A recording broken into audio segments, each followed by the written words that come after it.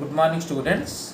ఈరోజు మనం ఈ వీడియోలో మీకు నవోదయ కౌన్సిలింగ్ జరిగే ప్రాసెస్లో మీ దగ్గర ఉన్న డాక్యుమెంట్స్లో ఏమేమి మిస్టేక్స్ ఉండడానికి అవకాశం ఉంది, ఒకవేళ అలా మిస్టేక్స్ ఉంటే మీ సీట్ క్యాన్సిల్ అయిపోతుందా లేకుంటే మీకు టైం ఇస్తారా అనేవి ఈ వీడియోలో చూద్దామండి. ఒకవేళ మిస్టేక్స్ ఉంటే అసలు ఏం జరుగుతుంది, రిజెక్ట్ చేస్తారా లేకుంటే ఏంటి అనేది ఒకసారి చూద్దాం.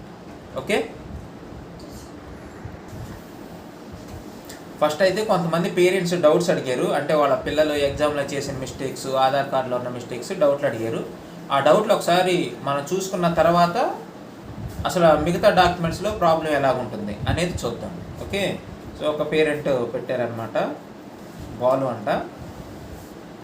సార్, ఆధార్ కార్డులో బాబుకి సర్నేమ్ లేదు, ఫాదర్ ఆధార్ కార్డులో సర్నేమ్ ఉంది, డాక్యుమెంట్ వెరిఫికేషన్లో ప్రాబ్లం ఉంటుందా సార్ ప్లీజ్. సో వీళ్ళకి ఈ అబ్బాయికి ఆధార్ కార్డులో సర్నేమ్ లేదంట, వాళ్ళ ఫాదర్ ఆధార్ కార్డులో మాత్రం సర్నేమ్ ఉందంట. సో అదేమన్నా ప్రాబ్లం అవుతుందని అడుగుతున్నారు. సో ఏంటి అంటే, మీరు కౌన్సిలింగ్కి వెళ్తే కనుక కంపల్సరీగా అడుగుతారు సర్నేమ్ లేదని, దానికి మీకు టైం ఇస్తారు. అయితే మిమ్మల్ని బాగా టెన్షన్ పెడతారనమాట. అంటే వాళ్ళు 1 వీక్ టైం ఇస్తారు, కానీ ఇది మార్పు అవడానికి మీకు 10 days 15 days పడుతుంది సర్వీస్ సెంటర్లో చేయించుకుంటే. కాబట్టి ఎవరికైనా ఆధార్ కార్డులో మిస్టేక్స్ ఉంటే మీరేం చేస్తారు అంటే, ఆధార్ సర్వీస్ సెంటర్లు ఉంటాయి మీ టౌన్లో కానీ దగ్గరలో ఏదో బ్యాంకులో, ఆ ఆధార్ సర్వీస్ సెంటర్ ఎక్కడుందో కనుక్కొని ఒక్కసారి వెళ్ళి మీరు అక్కడ చెప్తే కనుక వాళ్ళు ఏం చేయాలో చెప్తారు. అంటే ఇలా సర్నేమ్స్లో మిస్టేక్స్ ఉన్నా, ఓకేనా, అలాగే ఏదైనా నేమ్లో మిస్టేక్స్ ఉన్నా, ఇవన్నీ కూడా ఎన్నిసార్లు చేంజ్ కావాలంటే అన్నిసార్లు చేంజ్ చేస్తారు, ప్రాబ్లం లేదు. కానీ డేట్ ఆఫ్ బర్త్ అయితే మాత్రం ఒకసారే మారుతుంది, సర్నేమ్ మాత్రం 2 times మారుతుంది. అంటే చేంజెస్ అవుతాయి అన్నమాట.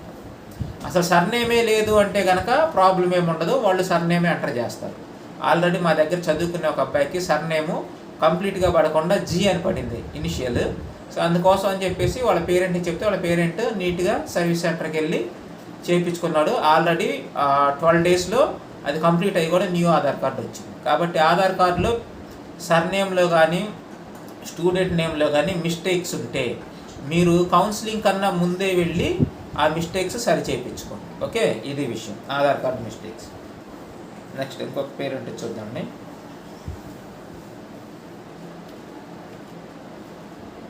సో సేమ్ పేరెంటే. గుడ్ ఆఫ్టర్నూన్ సార్, అడ్మిట్ కార్డులో ఫాదర్ నేము బాలకృష్ణ ఉంది, ఆధార్ కార్డులో ఫాదర్ నేము బాలకృష్ణయ్య అని ఉందంట. ఓకే, సో ఇదేమైనా ప్రాబ్లం అవుతుందా? సో అడ్మిట్ కార్డులో ఒకలాగుండి ఆధార్ కార్డులో ఒకలాగుంటే సో మిస్టేక్ అవుతుంది. ఇప్పుడు ఆధార్ కార్డు మీరు అసలు మీ ఒరిజినల్ ఏమిటి, బాలకృష్ణనా లేకుంటే బాలకృష్ణయ్య అనేది ఒకటి ఫిక్స్ అవ్వండి.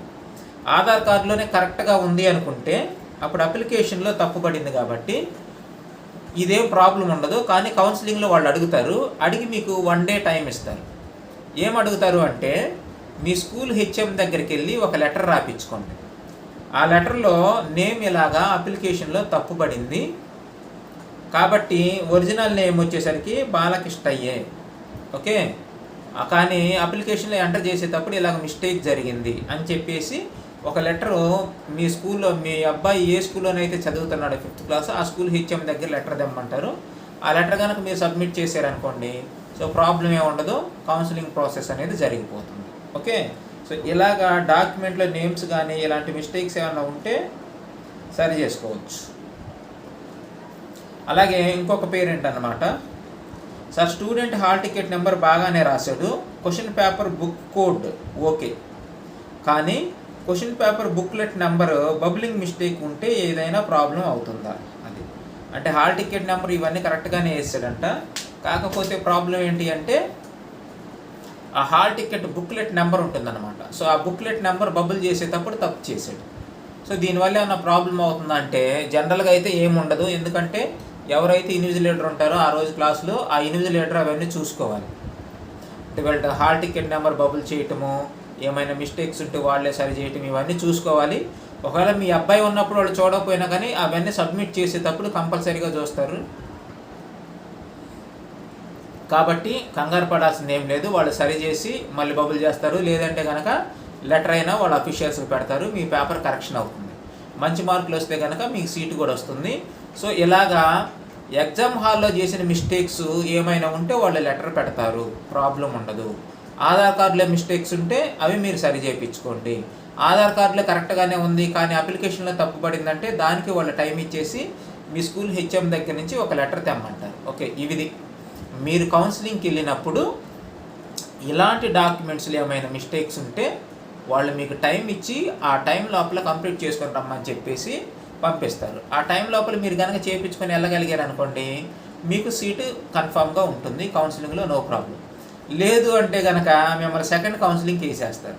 సెకండ్ కౌన్సిలింగ్ అంటే ఏంటి? మిగిలిపోయిన సీట్లు అన్నమాట. మిగిలిపోయిన సీట్లు కాదు, ఇలాగ ఏదైనా తప్పులుండి జాయిన్ అవ్వని వాళ్ళు, లేదంటే దొంగ సర్టిఫికేట్లు పెట్టిన వాళ్ళు, అంటే రిజర్వేషన్ కోసం క్యాస్ట్ సర్టిఫికేట్ లేకపోతే దొంగత పెట్టడము, లేదంటే అర్బన్లో ఉన్న స్టూడెంట్ రూరల్లో పెట్టుకోవటము, ఇలాంటివి జరిగితే ఏంటి అంటే, ఇప్పుడు అర్బన్లో చదువుతున్నాడు స్టూడెంట్ టౌన్లో, వాడు విలేజ్లో చదువుతున్నట్టుగా అక్కడ రూరల్ అని పెట్టుకున్నాడు, వాడికి సీట్ వచ్చింది. కానీ రేపు నువ్వు కౌన్సిలింగ్కి పోయావు అనుకో, సార్ అప్లికేషన్ పెట్టేటప్పుడు ఇది మిస్టేక్ అయ్యింది, సో అందువల్ల లెటర్ తెస్తాము అది ఇదంటే ఎట్టి పరిస్థితుల్లోనూ మీకు సీటు ఇవ్వరు.